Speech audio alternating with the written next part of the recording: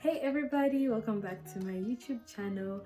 I hope you're doing good. I hope you're well. I hope you're happy. I hope you're blessed. And I hope you're just having a good time with life and living. So, the last vlog that you watched, you saw that it was my birthday. I turned 26. We had lots of fun. But I thought I would do a video on 26 lessons in my 26 years of life. And this is because on my 26th birthday, in the morning when I woke up, I did a lot of reflecting on the last year, my 25th year, and I learned so many things and so many areas that I've grown and improved and areas that I can continue to improve in, and decided to be so intentional about those areas moving forward. And so I just thought, hey, why not just reflect on life in general and the things that I've been through and just get some lessons from there, and hopefully it could help somebody. So this is 26 lessons in 26 years. Let's get into it. So these lessons are in no particular order. The first one, you have to grow. I have to grow because life requires growth. It actually demands growth. And so this was just really on the fact that everything around us is constantly changing. There is always change, there's new ways of doing things, there's more knowledge, and if you're not making intentional steps to grow, you will wonder why you're feeling a lack of motivation. You wonder why you're feeling like you're missing out, or you will feel a gap, or I've experienced that. And so just reflecting on the fact that with the constant changes that are happening in life, with development, everybody, everything and everyone around us is changing, and you need to take time to grow in your emotions, to grow in the way you see things, to even grow in your knowledge. I personally think, and these are lessons from my life, that it's so important to do things that will help you take that step to grow. It could be taking a course, it could be listening to a podcast, it could be watching a YouTube video, but anything that's just expanding your knowledge and your perspective of life is so important. So life requires that you grow. I think even just the nature of how we are as human beings, nobody stays a baby forever, right? Like, we are constantly growing, and we are growing physically. We also need to grow mentally, emotionally, spiritually, financially, in every area. Like, we are required to grow. It's a demand that's placed on us. So yeah, that was my first lesson. My second lesson, God answers prayers. You guys, I'm not even just saying this, but I'm living in so many answered prayers. And sometimes you forget the things that you've prayed about, and that's why it's important to have journals. I think I've left my journals in the other room. Like, as I was reflecting, I was going through my journals from back in 2019 and even 2015, and I've just seen how God answers prayers. Like, I'm living in the fact that God answers prayers. There's so many things that I used to journal and pray to God for, and God has definitely come through. One of the things is that, like, when I finished school, high school in year 12, I was so nervous about what I was gonna study or how my life will be. But one thing, and I didn't know a lot of where I wanted to be or what I wanted to do. I had little hints, like I knew I wanted to work with kids, and I also knew that I just want to live a boring life. Like, I knew that I want to have fun. And that's one thing I just prayed to God as I was entering university. I said, God, I want to have fun in this life. I don't want to be stressing over books in school. I don't want to have a job that takes joy away from me. Like, I want to live in purpose and have fun. And literally, and I laugh about this with my friend. Like, when we're in school, and this was me, my personality, and what I wanted, and how God answered me. I never stressed over books, over sleeping late to study. Like, I enjoyed my university life in the sense that the things that I prayed for, no stress, like, I experienced that.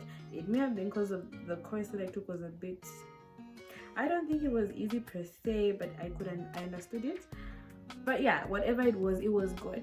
And I enjoyed my university life, like, because I entered university being so scared, like it's stressful, all this. Like, I never stressed or lost sleep over any exam.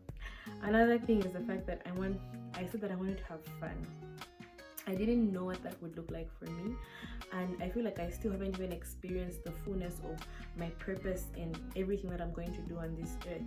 But I'm living in part of it in the work that I do. Literally, after I finished university, God opened doors for me to meet amazing people, and I started learning dance fitness, and I started dancing with both adults and children, and it brings me so much joy, and I enjoy what I do so much. Like, sometimes I'm like, do I really get to do this and actually make money from it? Because I have fun and I enjoy, and I'm able to just even impact people's lives. I talked about it in another video, and so I'm grateful that I can make an impact even in a small way, but I can also have fun in what I do, and I'm just so excited to see more of what God has for me, even in how I'm going to grow and expand and all that good stuff. Number 3, there's no use in worrying about tomorrow. And I'm sure most of us are familiar with the scripture, like, if God takes care of the birds of the air, he dresses the grass, like he provides food for the birds, how much more will he care about you, about me? And the scripture goes on and to say, don't worry about anything. Do not worry about tomorrow, because tomorrow has its own worries.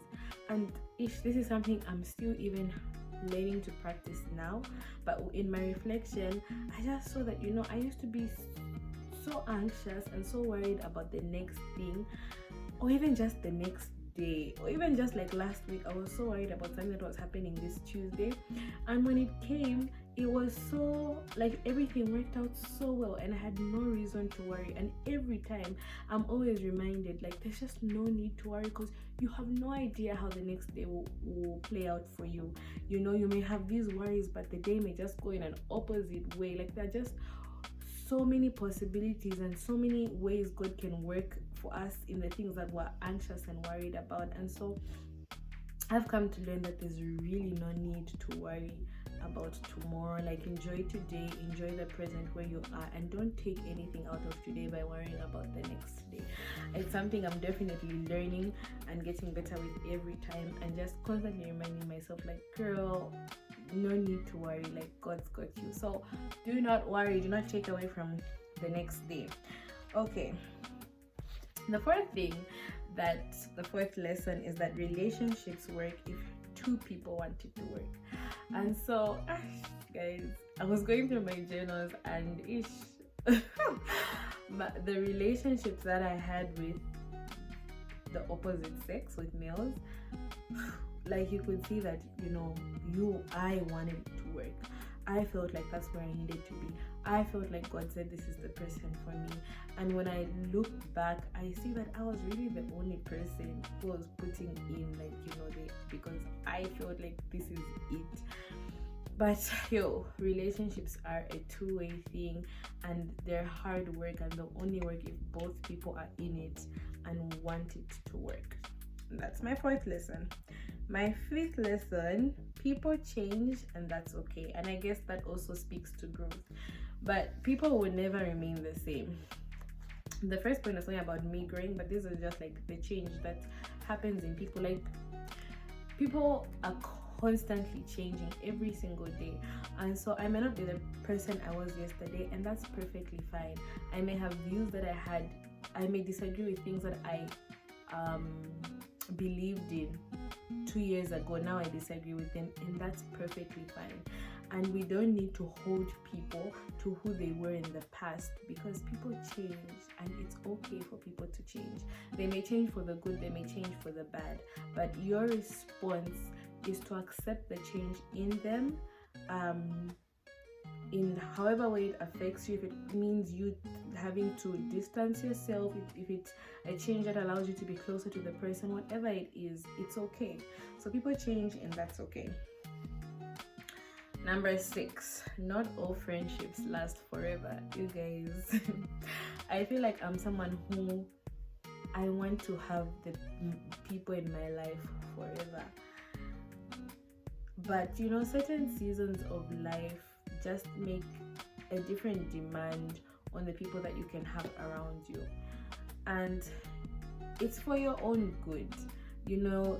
Certain friends are for certain seasons, and it doesn't mean that the friendship was bad, it doesn't always have to be a toxic friendship. No, it just means that we've grown, as I've spoken about, and we've evolved, and we may not be as close as we were in the past season. We may both be busy with work and lives and family and everything, and it's caused us to not really have things that we relate with. We don't have common things. We don't have things in common anymore. Sorry about that. We don't have things in common anymore, and that's fine. Like, you don't have to drain the life out of someone for them to be your friend forever. Like, it's perfectly fine. Friendships are for certain seasons. Some friendships are for a lifetime, and that's okay. That's okay. Don't drain the life out of people if the season doesn't allow it. And that doesn't mean you shouldn't be intentional in your friendships, but if the season just doesn't allow it, it's okay. And you shouldn't feel bad about it. Okay, my 7th lesson is that I'm not better than anyone just because I go by the book. And you guys, this is something that I feel like for the longest period of time, I actually felt like I'm okay because I don't do this. I'm good because I stay away from this. And I think it was a lot of self-righteousness and a lot of just putting myself here because I go by the book. This is wrong, I don't do it. But that doesn't make me better than anybody. And actually relying in my own strength and in my own works is not the right thing to do, because my righteousness is by what Christ did on the cross, and it is not because of my works. It's not because of anything that I do. But for a long time I just used to feel like I'm but geez. And one thing that humbles you is when you realize that you are human too, and you will fall and you will make mistakes.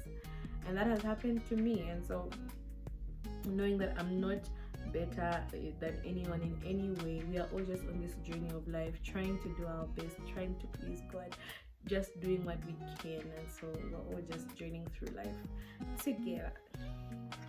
Okay, number 8, don't spend all your money on food and things. Like you're not eating your money. Like, I used to eat my money. I've reduced. I can't say I'm like 100% better, but I definitely have reduced.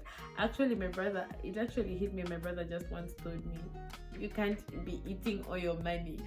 And yeah, it's right to save, it's right to invest. Like, do not just take all the money to the food. So that's another lesson that I've learned. Okay, and the 9th one is, you never be caught up with all the trends. Be content with where you are. And this also goes to, like, even just having the things, being in the latest things, having the latest things, being able to do the latest things. Like, I've come to learn that as I started, maybe this should be called how life changes, like, because I think a lot of my points are going back to that. Like, things constantly change, things constantly get better, and I can't always have the next best thing. When I was a bit younger, like in my teens, I used to feel so bad if I don't have the latest phone, if I don't have this. But now I've just gotten to learn and grow and understand that I can never be able to keep up.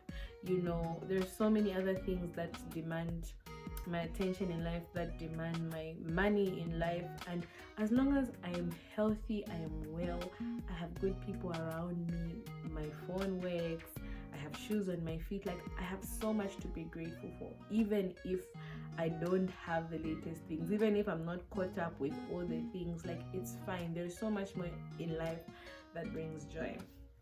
And these are my personal lessons. So yeah.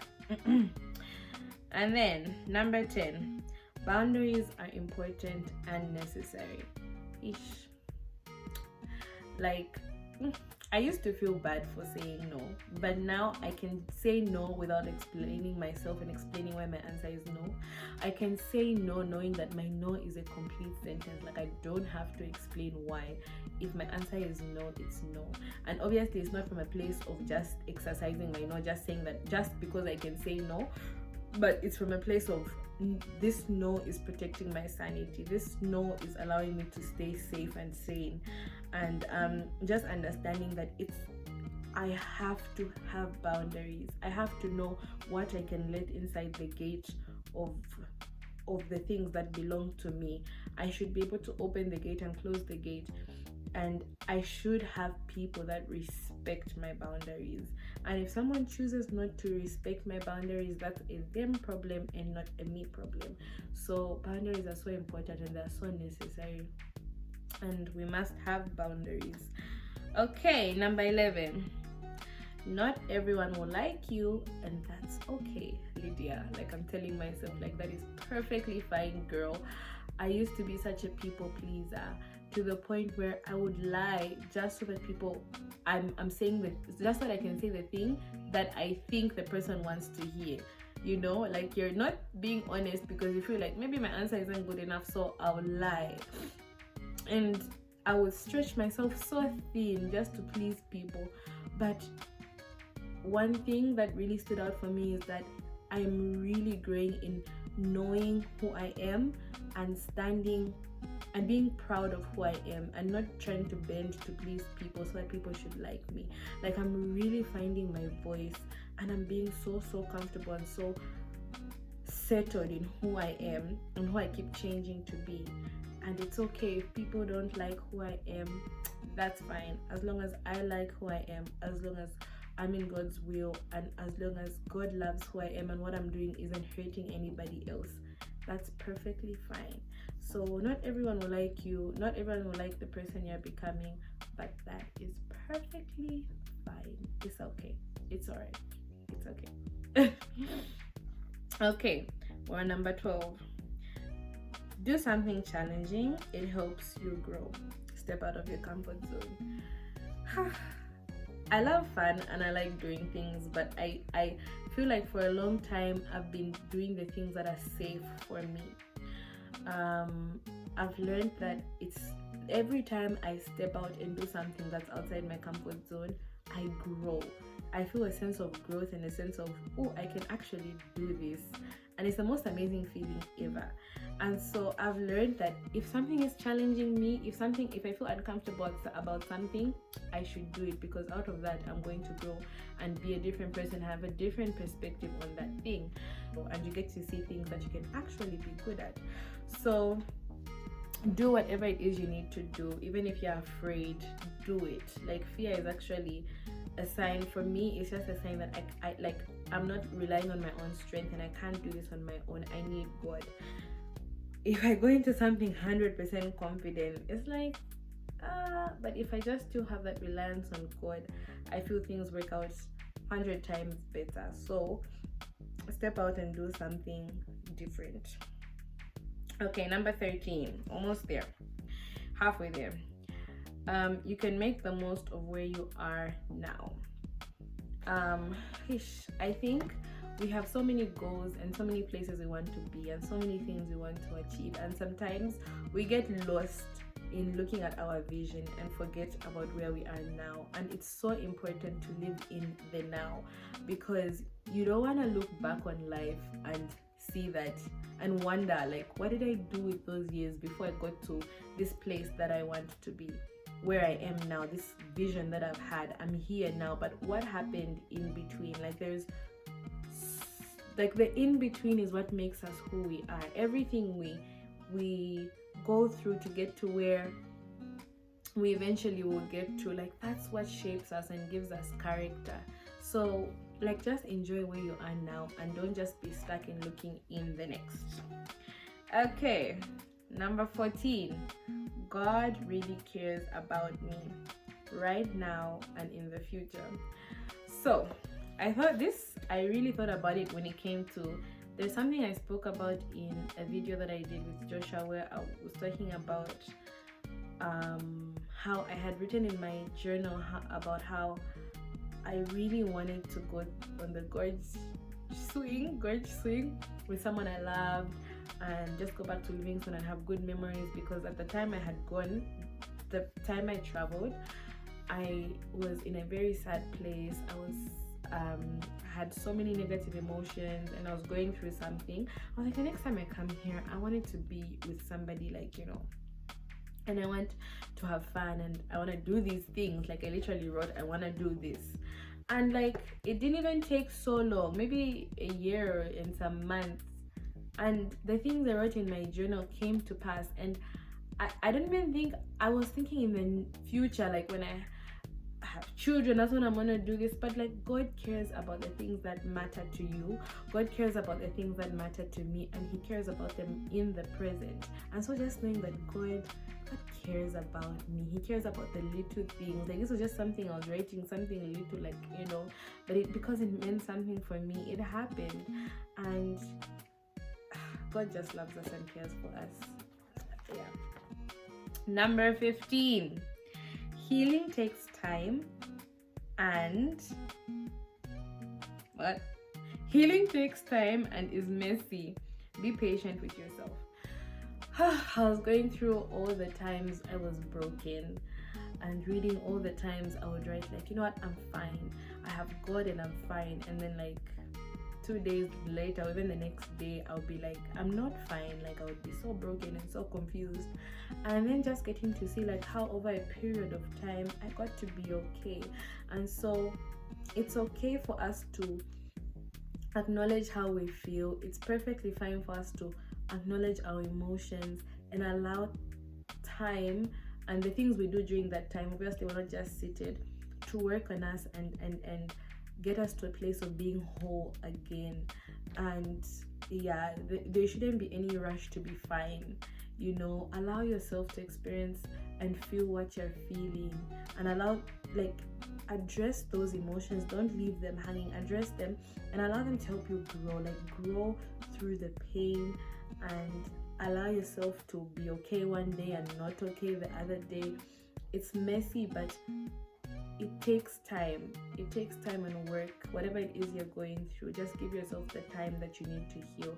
Don't have any expectation that by now I should be fine, but just let yourself, you know, let yourself feel and yeah. Number 16, there will be a better man or guy. It's okay to let go. This was my heartbreak period. You guys, have you ever felt like this is the man for me? There's no other person. Even if I'm being like treated badly, I have to stay here because at least they check this point and they check this point and they check this point. Like, you just sit in something even though you know that this is not it. Like, God has better for me, but you're just like, no, I'll never find someone who at least does this. But girl, Lydia, they will be better. Like, it goes back to God being concerned about you and caring about you. Like sometimes we let fear of not finding anything better keep us in a place where we shouldn't be.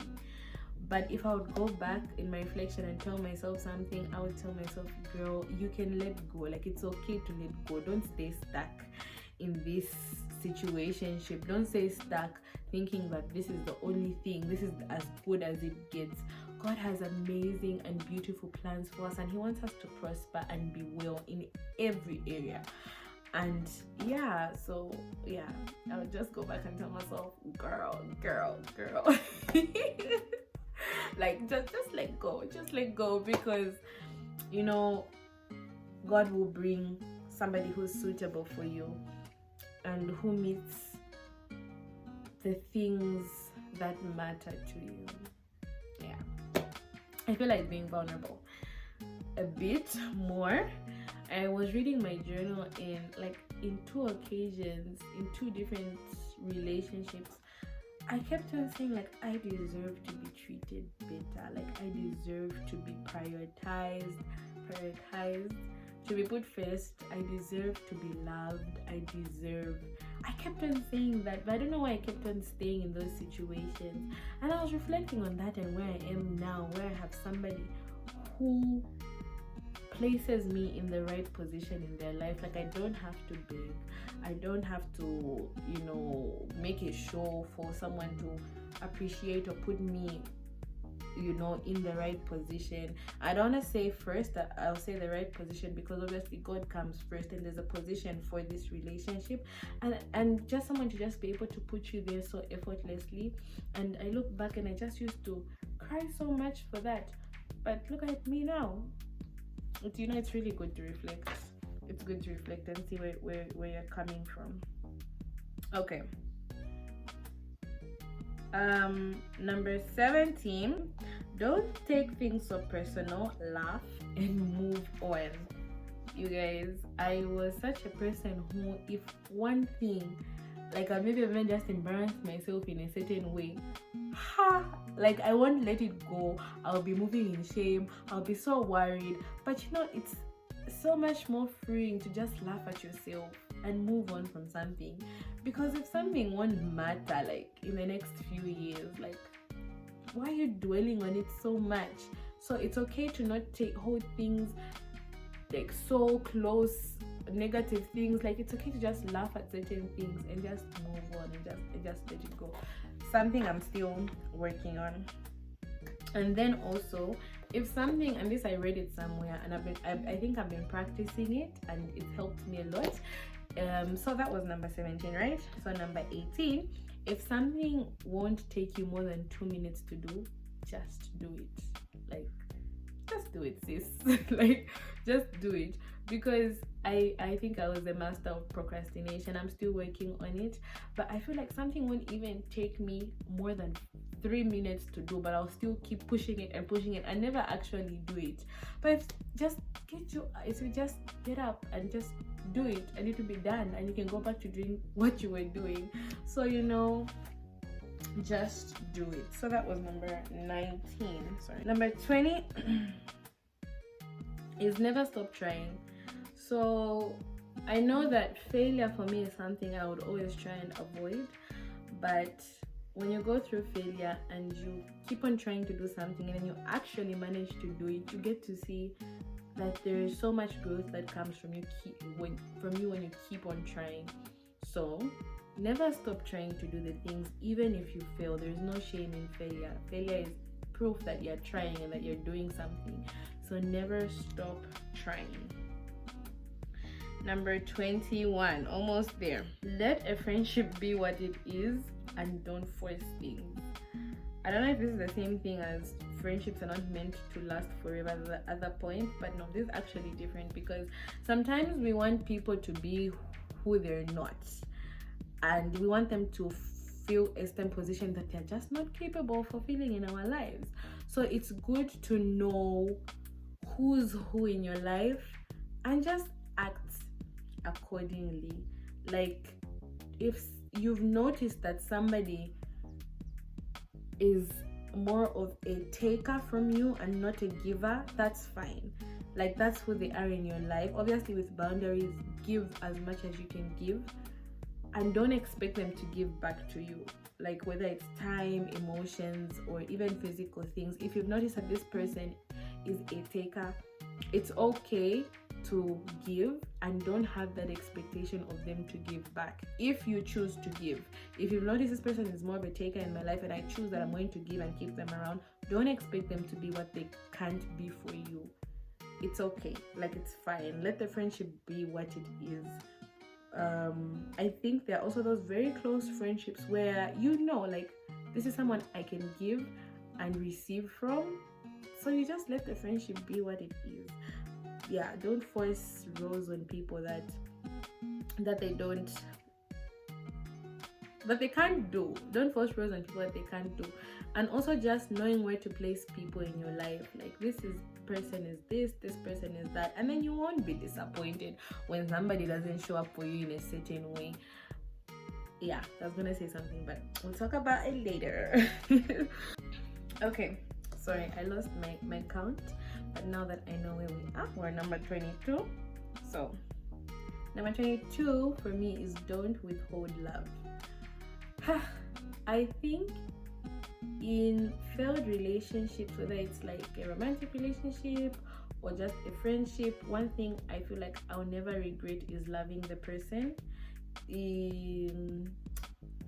Like the feeling that you get from loving someone and loving them in the moment and loving them wholly and knowing that you impacted them because you loved them genuinely is such an amazing feeling. And as believers, we're called to love, so our love shouldn't be dependent on if they'll give back or if the friendship or relationship will last forever. Like in the moment, never withhold love. And no matter what people are saying, like never withhold love, especially if that's who you are. Love people, love them genuinely, and if things didn't work, you lose nothing from showing somebody love, because even after things don't work, it doesn't mean you hate the person. It doesn't mean because the friendship didn't work, I now don't like this person. No, we still love each other.